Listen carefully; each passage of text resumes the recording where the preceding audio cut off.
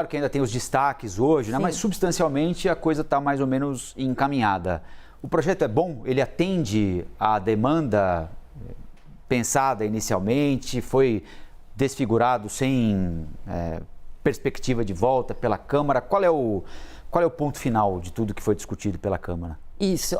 Olha, Colombo, eu falei com alguns economistas ontem, né? E eles ficaram, enfim, tranquilos em relação a esse relatório aí que foi apresentado, ter voltado atrás em 2 pontos que o Cláudio Cajado tinha colocado.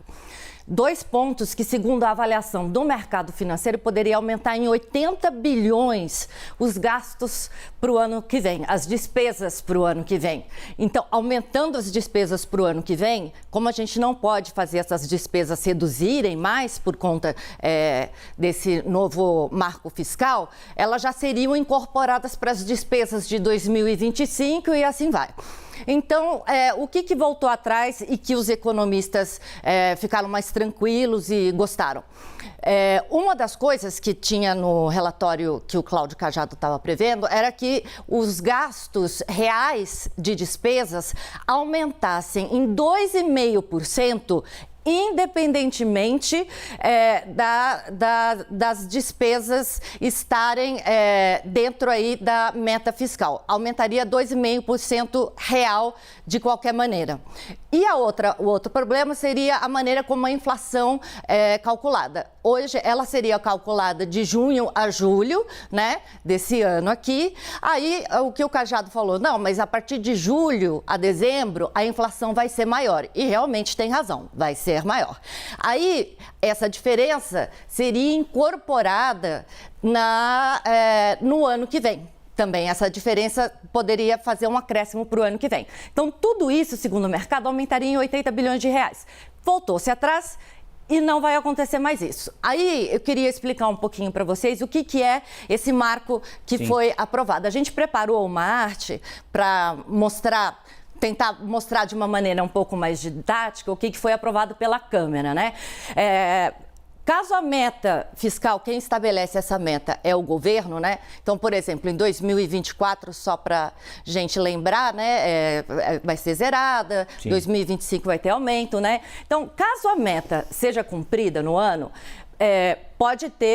vai ter crescimento dos gastos públicos, isso aí vai ter sempre, mas esse crescimento, em recompensa à meta ter sido cumprida, vai ser limitado a 70% do crescimento da arrecadação real do governo, ou seja, das receitas, de tudo que o governo arrecadar de imposto, desconta a inflação, né?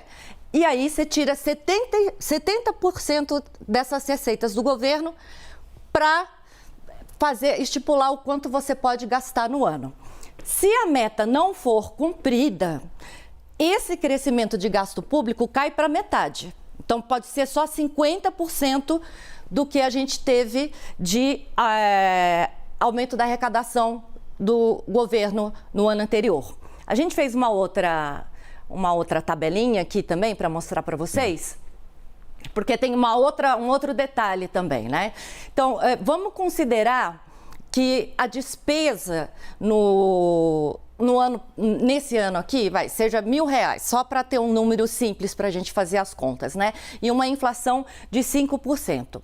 Então, se essa arrecadação de R$1.000 ficar acima do piso, vai ser cobrado a inflação mais 0,6%. Esse 0,6% faz parte de uma banda que o governo colocou para reajustar de maneira real as despesas. Então, se a meta de arrecadação ficar dentro do piso ou for acima do piso estipulado de meta do governo, a gente pode ter uma variação real entre 0,6% e 2,5%. Então, se ficar dentro ou acima, a gente dá a inflação mais 0,6%. O reajuste pelo piso ficaria R$56, então o total R$1.056. Se a arrecadação ficar menor que o piso, a gente vai dar a inflação mais 2,5%, um reajuste pelo teto de R$ 75, um total de R$ 1.075. Por que o governo fez essas bandas de 0,6% até 2,5%? Que assim, para anos em que a receita fiscal cair muito, você não tem um corte drástico das receitas nesse ano. Então, você tem um piso aí de gasto público que é 0,6%. Então, independentemente da meta, você vai poder gastar esse 0,6% real. Agora, se a gente tiver um ano de arrecadação super bom, e aí tiver passado essa banda de 2,5%, a gente pode usar esse extra da arrecadação ou fazendo investimento ou pagando dívida, né? Para diminuir a relação de gastos e receitas. Hoje a gente está com o orçamento no vermelho. Sim. A ideia do governo é zerar e depois colocar a gente no azul de novo, o que seria muito importante, tanto para crescimento sustentado, quando a gente olha aí no longo prazo, porque isso traz mais confiança dos investidores, mais confiança, eles vão comprar mais títulos de dívidas nossos e não vão pedir juros tão altos, então a gente vai ter juros cada vez menores, isso ajuda também a baixar os juros aqui dentro, então você cria todo um ciclo positivo dentro da economia que estimula aí um crescimento sustentado e não em voo de galinha, como o Uribe disse. E é assim, quando a gente olha a última década, os últimos 20 anos, a nossa economia sempre cresceu assim, a voos de galinha. Sim. Cresce um pouco, para. Cresce um pouco, você acha agora vai, para. Cresce, para. Então, a gente não tem esse crescimento sustentado. E é muito importante para emprego, para previsibilidade da economia, enfim.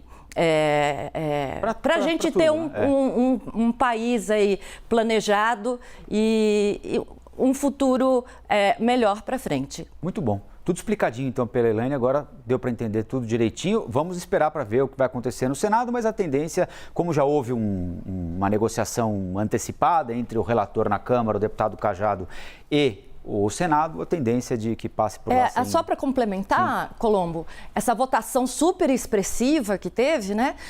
Ela só reforça que a votação da reforma tributária, que é extremamente importante para o país, ela não vai aumentar a carga tributária, não vai diminuir carga tributária, mas ela vai simplificar muito a maneira como a gente cobra impostos. Isso já corta custo de muita gente. Exatamente, né? Corta o nosso custo Brasil. Tem empresas aí que sustentam uma área inteira só com advogados tributaristas para fazer a conta do que tem que pagar de imposto, do que não tem e tal, porque aí cada estado muda a regra no meio do caminho, então você tem que sustentar uma área inteira para fazer conta de imposto. Exatamente isso, o custo Brasil vai cair. Então, com essa votação super expressiva, a gente olhando para frente para a reforma tributária agora, dá mais otimismo do governo ter força para aprovar uma reforma tributária que seja boa, aí olhando para a nossa economia e que ajude a reduzir o nosso custo Brasil.